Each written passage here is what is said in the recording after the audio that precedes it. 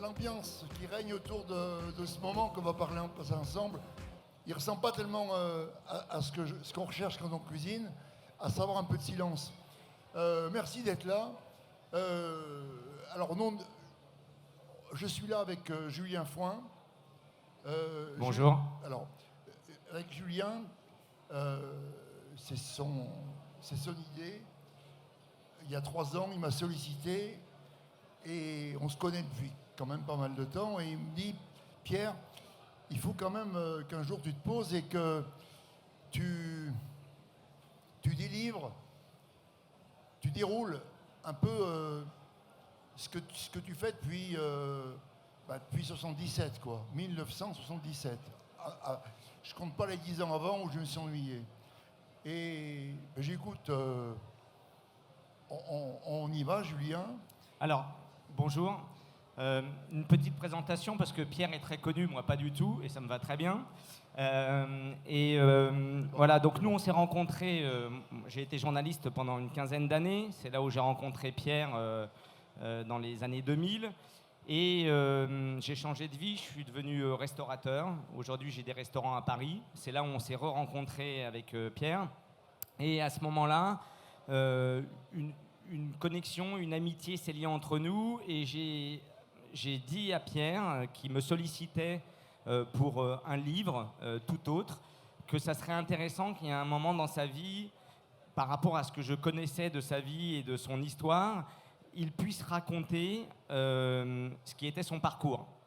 Alors, pourquoi, vous allez me dire, alors qu'il y a eu pas mal de choses, parce que je pense que le parcours de Pierre Gagnère est assez unique aujourd'hui. Et c'est ce qu'on a voulu raconter dans le livre qu'on a fait ensemble, qui va sortir là bientôt le 15 octobre. Alors on est désolé parce que le livre n'est pas prêt. Et c'est vrai qu'on est très ennuyé parce qu'on n'a aucun document à vous montrer. Voilà. Il y a eu un problème d'imprimeur. Voilà. C'est pas très grave. Voilà. Donc, il sortira le 15 octobre, vous aurez l'occasion de le voir. Mais disons que c'est un livre qui fait quand même 500 pages, qui retrace la vie et la carrière de Pierre et qui, à mon sens, a beaucoup d'intérêt parce qu'il y a eu plein de vies dans la vie de Pierre. Alors, tu as commencé par dire, Pierre, il y a 10 ans qui n'ont pas compté. Mais en même temps, tu es en cuisine depuis plus de 50 ans. Et ce qui, moi, me fascine aujourd'hui, et ce qui, je pense, fascine beaucoup des gens qui sont dans la salle, c'est que tu arrives encore aujourd'hui, après 50 ans de cuisine, à avoir la même passion, la même vitalité, la même envie de cuisiner tous les jours et la même envie de partager ça avec tes collaborateurs et tous tes clients. Alors, j'aurais envie de te dire, c'est quoi ton secret ? Le secret, il n'y a pas de secret. C'est, je pense, c'est le respect de ceux qui payent pour venir chez nous, ce qu'on appelle le respect du client et le respect des équipes. Voilà. Il y a une obligation. C'est moi qui me la crée, cette obligation, mais je pense qu'elle est très utile à tout point de vue. L'obligation d'offrir quelque chose aux gens qui viennent chez nous, quelque chose qui soit du domaine de la transmission, qui soit du domaine de la connaissance qu'on a acquise au fil des années. Et d'ailleurs, je manque jamais de dire aux gens qui viennent dans nos maisons, de leur dire, écoutez, vous êtes là, si cette maison, elle marche bien, c'est parce qu'il y a eu des gens avant vous qui vous ont servi de marchepied, et effectivement, au fil du temps, il y a bien sûr quelques piliers qui m'accompagnent depuis maintenant très longtemps, mais tous ces gens qui sont restés 2 ans, 3 ans, je pense à Florian Pietroval, je pense à un Autrichien qui s'appelle Johannes Stöning, grâce à lui, on a eu 3 étoiles à Londres. Il y a plein de gens. Et ces gens, ils ont apporté leur pierre à l'édifice. Et le respect que j'ai de transmettre, si moi-même je ne suis pas quelque part exemplaire, comment ces gens s'investiraient ? Je crois qu'aujourd'hui, c'est si elles ne ressort à retenir, c'est la rigueur, l'exigence du du travail bien fait, de ce qui n'empêche pas qu'on fait des erreurs et ce qui n'empêche pas qu'il y a des gens qui n'adhèrent pas à ce que l'on fait. Parce qu'il y a des gens qui ne comprennent pas notre façon de fonctionner. Alors, avant d'arriver sur ce que tu fais en cuisine depuis 50 ans, et je pense qu'on va s'y attarder parce que c'est très intéressant, la notion de création et de goût dans ta cuisine. Tu viens de dire, il y a des gens qui m'accompagnent depuis longtemps. Quand j'ai préparé le livre avec toi, une des choses qui m'a fasciné et qui est très compliquée dans notre métier, je le sais parce que je suis aussi par ailleurs restaurateur, c'est que tu as des gens qui travaillent avec toi depuis 10, 15, 20, 30, même 40 ans. C'est-à-dire que tu as des gens qui te suivent toute leur carrière, ce qui est extrêmement rare et extrêmement compliqué. Et la plupart du temps, quand je discutais avec ces personnes-là, ils trouvaient d'une part l'envie de ne pas changer parce qu'ils étaient bien avec toi, mais surtout, en fait, ils sentaient que tu pouvais leur apporter tout le temps quelque chose de nouveau. Et ça, parce que tu t'obliges à rester encore beaucoup à leur contact. Est-ce que toi, ça ne te fatigue pas à un moment? Est-ce que tu n'es pas fatigué, tu peux le dire franchement, hein, à un moment, d'être toujours constamment sollicité? Je me souviens d'avoir été avec toi dans ton bureau, et ça me fascinait, où tu as des gens qui sont avec toi depuis 25 ans, et ils t'appelaient pour te demander quelque chose. Chef, j'ai besoin de vous. C'est quand même d'être toujours comme ça, du lundi au dimanche sollicité, c'est encore quelque chose qui t'anime autant. Oui, parce que c'est ma vie, c'est mon combat, c'est mon moyen d'expression, c'est... Vous savez, je vais prendre un parallèle avec mon ami Hervétis. Il y a quelques années, on était à La Réunion. Et il y a une tornade. Et donc, tout est fermé. On est enfermé pendant, je crois, moins 48 heures, 2-3 jours. Et Hervé sort de son bocal, il sort de sa chambre. Et il a un regard illuminé. Il me dit, Pierre, je viens de passer 3 jours géniaux. Pendant 3 jours, j'ai fait des calculs. Eh bien, je pense que moi, c'est un peu ça la cuisine.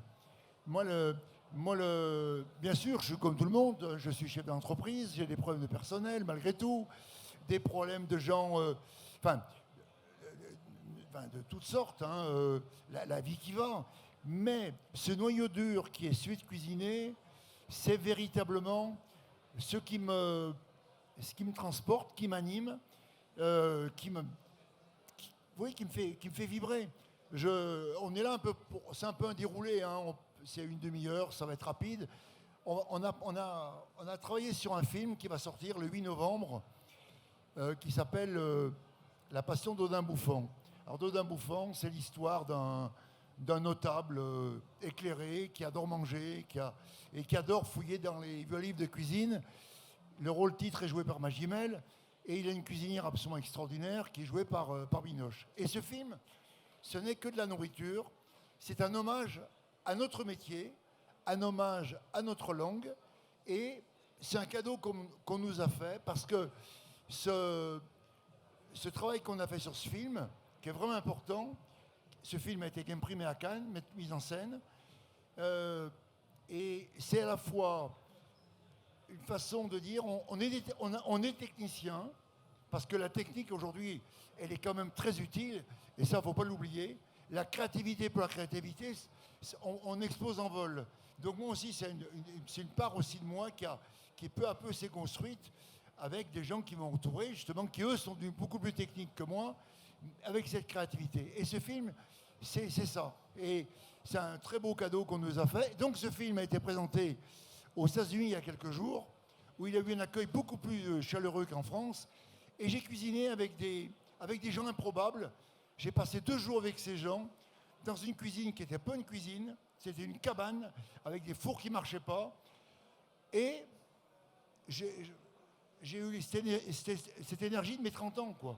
Alors je ne dis pas que je pourrais le faire tous les matins, évidemment, mais la cuisine, il y a un moment, il faut rentrer dedans. Il faut l'écouter, il faut la vivre avec son cœur, il faut la vivre avec ses tripes. Et puis, il en sort quelque chose qui a du sens, qui a...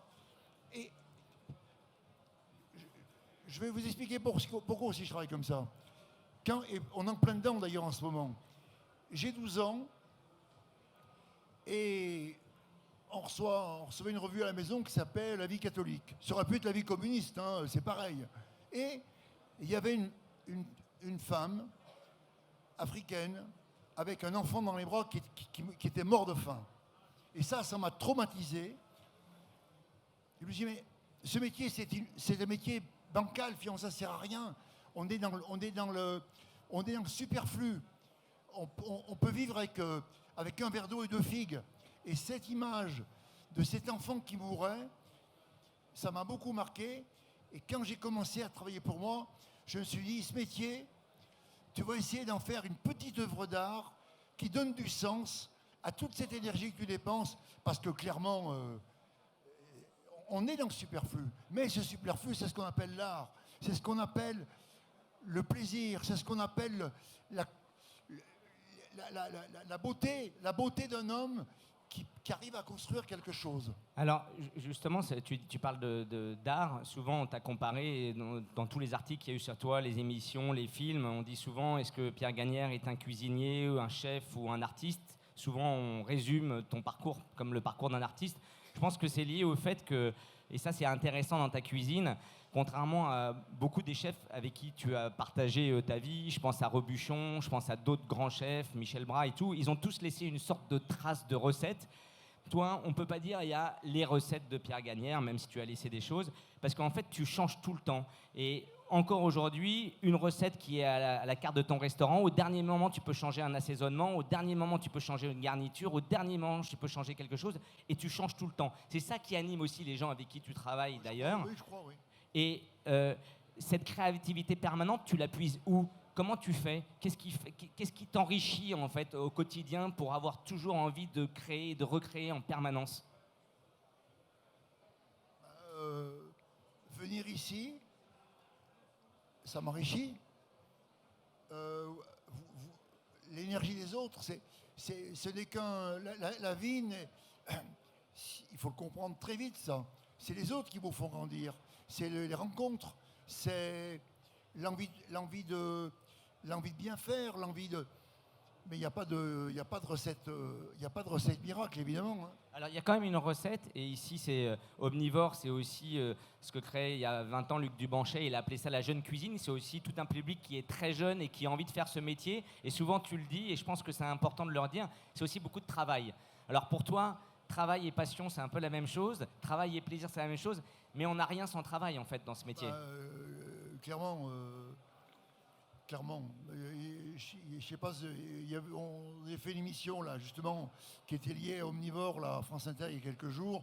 Je me suis mis en colère contre une journaliste qui... C'est le bagne. Mais non, c'est pas le bagne. C'est pas le bagne. Il faut des temps de repos. Moi, j'ai une famille, j'ai des enfants, j'ai des petits-enfants. J'ai une vie privée qui est riche. Elle est bien, mais bien sûr... Ma vie privée, j'ai honte de le dire, mais mes enfants, ils ont vos âges. Hein, aujourd'hui, mes enfants ont presque 50 ans, mais vous êtes même plus jeunes d'ailleurs. Ils m'en veulent pas. Je pense que un homme, notre vie sur Terre, c'est un grain de poussière. Donc, essayons d'en faire quelque chose qui est de la valeur et qui n'offense pas l'autre, voilà. Ne pas offenser l'autre. Je pense qu'aujourd'hui, il y a des grandes théories qui sont développées par nos politiques, par des théoriciens de toutes sortes. Chacun d'entre nous, il a une petite part de responsabilité dans son attitude. Moi, par exemple, je ne parlerai jamais d'écologie parce que j'estime que j'ai pas de leçon à donner. Je prends des avions, j'ai des restaurants dans des endroits improbables. Donc je vais rien dire. Mais par contre, ce que je sais, c'est que ces restaurants, dans des lieux comme Shanghai ou comme Dubaï ou que sais-je, il y a des équipes, des gens qui se battent, des beaux produits qui arrivent et des gens qui, grâce à mon petit nom, ils voient la cuisine différemment. Mais on parle de cuisine, mais aussi du service, de l'accueil, la façon de traiter l'autre. C'est tout un comportement de vie. Alors, il y a encore, on va vous donner la parole parce que le temps est un peu compté, on n'a que 30 à 40 minutes et je pense que dans la salle, vous voulez poser des questions, mais j'ai encore 2 choses importantes à dire.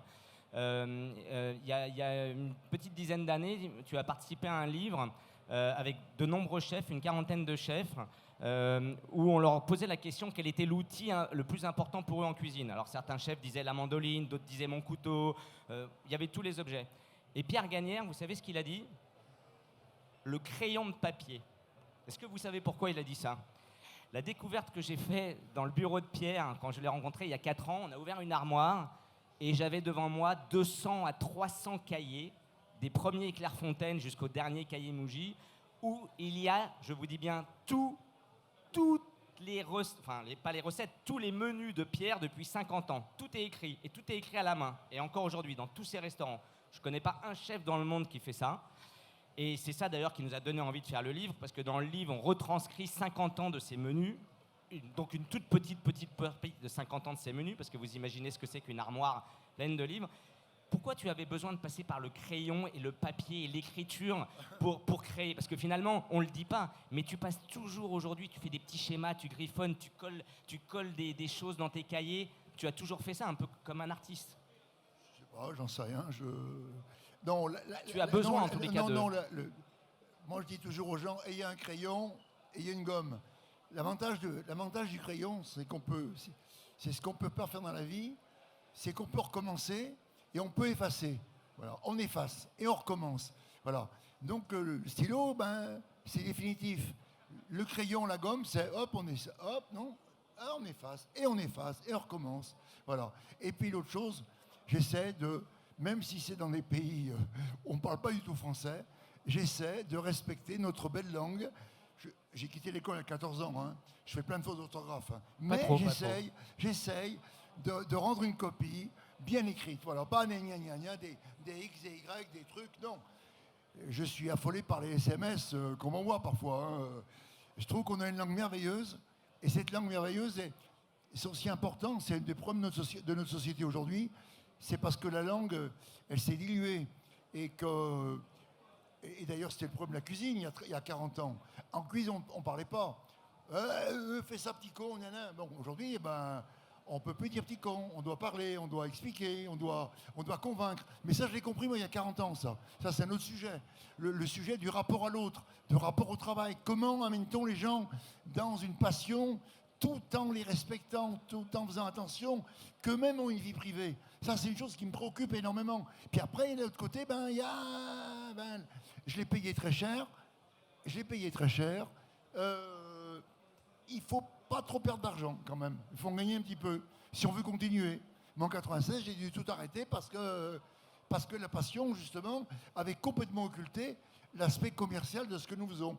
Et c'est ça la difficulté de ce métier. C'est à la fois un fil très, très, très ténu entre bien faire, la petite rêve artistique, et puis, il faut qu'il en reste un peu au bout pour payer les charges, pour payer les congés payés, pour changer un frigo qui est défaillant.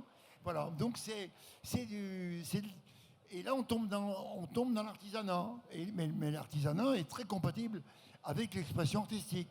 Et il faut les combiner, c'est obligatoire. Alors tu parles de Saint-Étienne, 96, la faillite. Je pense que beaucoup de gens qui te connaissent ton parcours, connaissent l'histoire, le fait que tu as eu un restaurant 3 étoiles et que ce restaurant s'est arrêté du jour au lendemain. On le raconte dans le livre, c'est une aventure incroyable de voir comment tu as pu être résilient, parce que tu es passé du firmament de 3 étoiles jusqu'à la chute d'un seul coup et la remontée au fur et à mesure à Paris. J'ai pas trop envie de m'attarder sur cette question, peut-être qu'il y aura des questions, mais par contre, il y a quelque chose qui m'intéresse, parce qu'aujourd'hui, on parle beaucoup de cuisine, mais je crois qu'il y a un engouement de plus en plus important dans le monde de la cuisine pour la pâtisserie, pour le sucré. Aujourd'hui, il y a plein de gens qui sont passionnés par le sucré, et toi, tu as été un des premiers, si ce n'est quasiment le tout premier, à t'intéresser de très près dans tes restaurants au sucré. Et c'est quelque chose qui m'a fasciné aussi dans tes armoires, c'est que tu as un tas de cahiers qui ne concernent que les desserts, et dont ton fameux grand dessert, et tu as très vite traité le sucré comme du salé, en fait. Pourquoi, en fait ? T'as très vite utilisé des légumes, des fruits, plein de choses en cuisine. Non, parce que moi faire un fond de tarte, ça m'emmerde. Je sais pas faire. J'ai honte, mais je sais pas faire. Ça m'ennuie. Euh, alors que c'est très important. Alors que c'est très important. Non, mais la pâtisserie, il fallait la traiter comme la cuisine. C'est-à-dire, quand je vois on met des fruits, on met des gels, des machins, des cols. Non, il suffit d'écouter le fruit comme on écoute la cuisson d'un poulet. C'est-à-dire que le cassis n'a pas toujours le même goût. Il est même souvent défaillant, le cassis. Moi, le cassis que j'achetais quand j'étais à Saint-Étienne, on me ramenait des caisses. C'était des cassis extraordinaires. Aujourd'hui, le cassis, il faut. Donc, je dirais, il ne faut pas tricher. Il faut juste être capable. Et d'ailleurs, d'ailleurs, la cuisine, c'est pareil. Hein. C'est ce qui a construit ma cuisine. C'est tordre le cou au produit pour l'amener dans une zone qui soit gourmande. Voilà. Donc, tout ça, c'est de l'attention. C'est beaucoup de fruits, alors qu'avant, effectivement, il n'y avait pas de fruits dans la cuisine. On utilisait très, très, très peu de fruits. Et les légumes. Tu as utilisé les légumes en cuisine dans les années 80. Oui, bien sûr, oui. Les fleurs aussi, il y a 50 ans. Et d'ailleurs, c'est quelque chose aussi qui est assez remarquable dans ton parcours, parce que il faut rappeler que tu as été dans la première nouvelle cuisine, tu es un peu un enfant, si je peux dire, de Goemio. Tu es un enfant du guide jaune d'une certaine manière, qui à l'époque était, je dirais, on a un peu oublié, mais... Ce guide Goemio, c'est ce qu'aujourd'hui est Top Chef, ou est... les influenceurs, d'ailleurs c'était dangereux, d'ailleurs on peut en dire un mot, c'est-à-dire qu'il y a eu effectivement, moi je suis arrivé dans cette cuisine vieillissante française des années 60, qui était d'une tristesse à mourir, parce qu'on répétait. Il y a eu l'avènement de Goemio qui a tout balancé, ce qui était les terrines, les daubes, toutes ces choses qui étaient aussi cette cuisine française et qui a failli disparaître, qui est revenue. Après, il y a eu l'avènement Adria. Alors là, il n'y en avait plus que pour des mots. Alors que j'adore Adria, hein, moi, Ferran, pour moi, c'est un génie. Hein, j'adore cet homme, hein, et son frère aussi. Mais à cause de la presse d'ailleurs, il y a plus de place pour autre chose. Et aujourd'hui, ce qui est intéressant, c'est que c'est beaucoup plus éclaté. C'est beaucoup plus diverses. Aujourd'hui, il n'y a plus de grandes... Il n'y a pas de leader.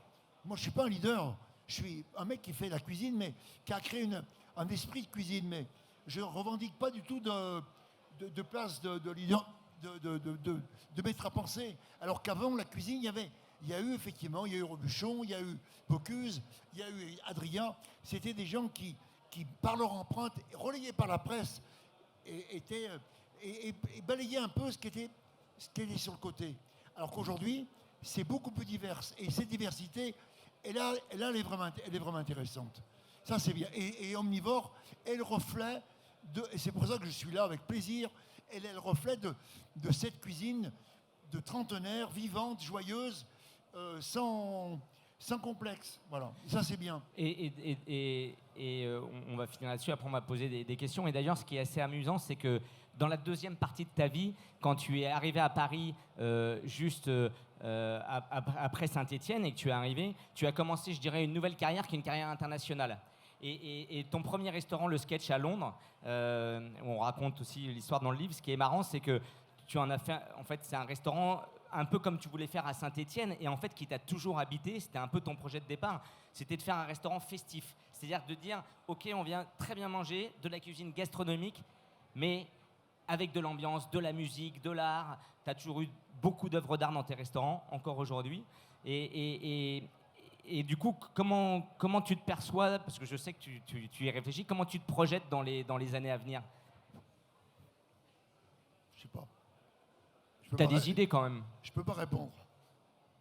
Non, c'est... Vous savez, moi j'aime bien cette phrase, on trouve son chemin en marchant. Vous savez, moi, il y a des malheurs, des moments dans la vie où tout s'arrête. Il faut s'écouter, il y a un moment où je sentirais que que j'ai peut-être plus l'envie, peut-être plus l'énergie, peut-être plus rien à dire, peut-être le dire différemment, mais je fais confiance au temps qui va décider pour moi. Merci Pierre. Est-ce que vous avez des questions?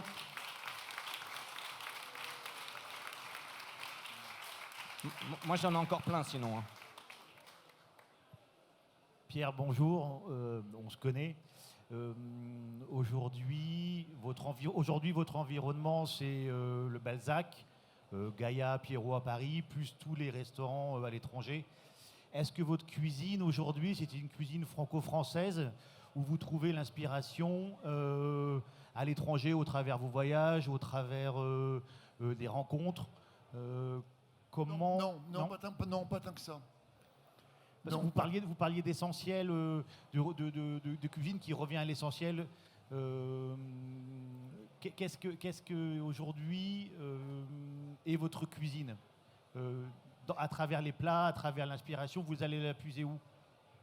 C'est moi. Voilà. Moi, grâce aux gens qui m'entourent. Vous voyez là, il y a un monsieur qui va lever la main là. Voilà, Marco. Alors Marco Vigano, chef italien de notre restaurant. J'adore l'Italie, comme tout le monde, hein.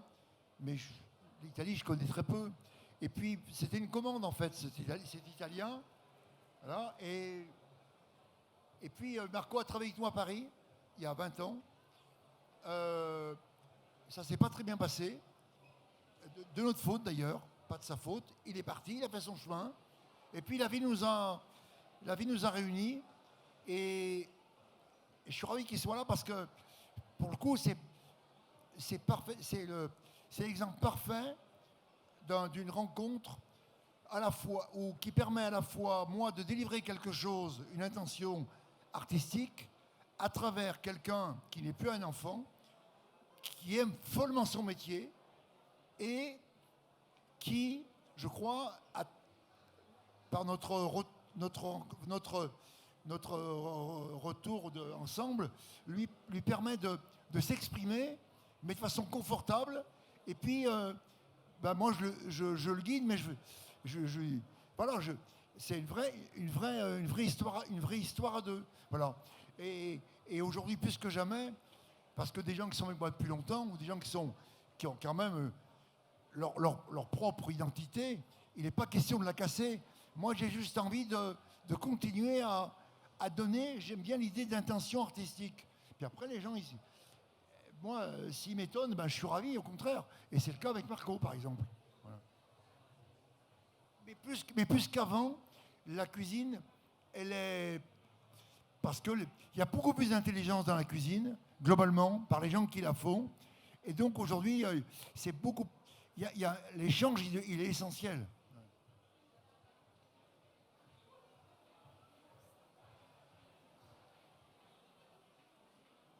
Bonjour. Moi, j'ai une question par rapport à savoir, avec tout le parcours de vie que vous avez eu, au niveau culinaire, restaurant, comment vous avez réussi à surmonter ces étapes qui, je pense, ont dû être difficiles. Je prends pour exemple que j'ai ouvert un restaurant avec mon mari il y a 2 ans à peine, et on vit au quotidien des choses très difficiles, de doutes.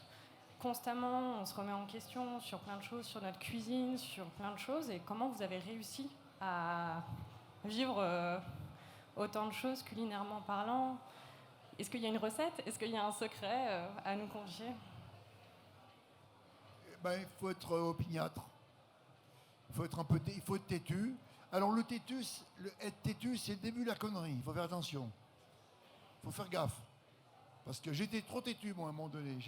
Il y a des faits, je peux vous délivrer une anecdote, maintenant je peux le faire, 30 ans après, la veille de alors que c'est moi qui ai décidé de fermer, hein, c'était un choix personnel de tirer le rideau en perdant tout, mais la veille quand même, j'avais rencontré un gars formidable, un sommelier, et je l'ai engagé. Puis je l'ai rappelé 2 heures après, je lui ai dit, mais attendez, mais je suis désolé, mais dans 2 mois nous sommes fermés. Donc je ne peux pas vous prendre.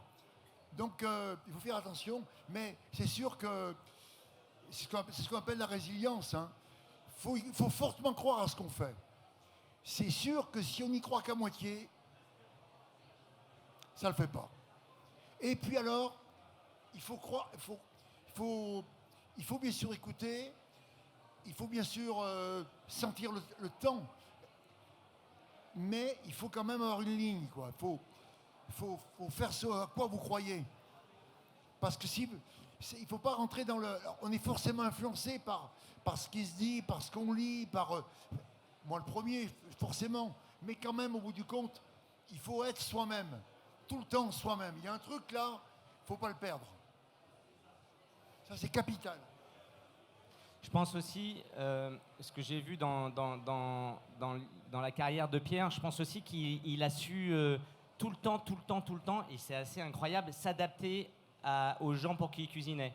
C'est-à-dire qu'on parle de clients, mais je ne pense pas simplement aux clients. J'ai une anecdote qu'on raconte dans le livre. Il y avait un très grand journaliste que moi j'admirais beaucoup, J.P. Jeunet, qui travaillait au Monde et qui adorait venir manger chez Pierre, mais qui en même temps lui faisait souvent le reproche de dire « je ne comprends pas ce que tu fais ». Sous-entendu, ta cuisine elle est trop compliquée, moi ça m'emmerde, il y a trop de trucs dans ta cuisine, il y a trop de produits, il y a trop de machins. Et c'est vrai que souvent, la cuisine de Pierre Gagnère, on dit « oh là là, elle est complexe, il y a beaucoup de choses ». Et un jour où J.P. Jeunet vient manger... Quelques semaines avant sa mort. Quelques semaines avant sa mort. Et tu peux le raconter, vas-y, je te laisse le raconter du coup, parce que c'est plus simple que ce soit toi qui le raconte. Tu peux lui dire ce que tu lui as préparé du coup. Non, mais je me suis pas adapté, c'était juste un moment. Vous savez, on est. Je vois bien ma cuisine, elle s'est quand même simplifiée, elle s'est quand même purifiée. Elle est moins peut-être séductrice, elle est moins démonstrative. Et il est venu, il a pris un plat de gibier, et il se trouve que. C'était intéressant, c'était quelque temps avant sa mort, c'était un point de rencontre entre, enfin, il pouvait m'aimer sans réserve, puisqu'il aimait enfin ma cuisine. Voilà. Mais c'est-à-dire qu'en fait, Pierre lui avait cuisiné du gibier, et il avait fait un gibier de manière très traditionnelle, avec une sauce remarquable, et que en fait, le journaliste ne s'attendait pas à ce qu'il sache cuisiner ça. Et en fait, Pierre s'adapte remarquablement bien aussi à l'époque, autant aux gens, comme il disait avec Marco, aussi bien la cuisine italienne. Si vous voyez les menus qu'il fait au Japon, eh bien, il prendra des produits japonais. Il va prendre que les produits de là-bas. Quand il va aux États-Unis, il prend les produits qu'il y a à Las Vegas et il fait une cuisine pour Las Vegas. Il va pas faire une cuisine française à Las Vegas. Pour répondre aussi à ta question, en fait, il s'adapte dans tous les pays, dans tous les endroits à ce qu'il fait. Et du coup, au final, c'est ce mot de résilience qui fait que ça fonctionne aussi. Bien sûr, c'est dur, tout ça, on peut quand même... Enfin, faut être clair, quoi, c'est pas toujours facile, mais quand même, il faut pas perdre le côté ludique de la cuisine. C'est joyeux, la cuisine. C'est pas la guerre. C'est joyeux. C'est tendre. Et ce côté-là, il faut le cultiver, quoi. Il faut se faire mal, bien sûr, mais il faut qu'à un moment donné, que les journées soient éclairées par un peu de joie. Voilà. C'est important. Oui, même en faisant de la cuisine simple, hein. Je suis d'accord. Aujourd'hui, à chaque fois qu'on parle de ce métier de cuisinier, on dit que c'est dur, que les horaires sont durs, alors que toi, quand tu en parles, tu dis toujours oui, je travaille, mais je m'amuse et je prends plaisir. Et c'est pour ça que tu cuisines et que tu travailles encore, d'ailleurs. Est-ce qu'il y a d'autres questions ?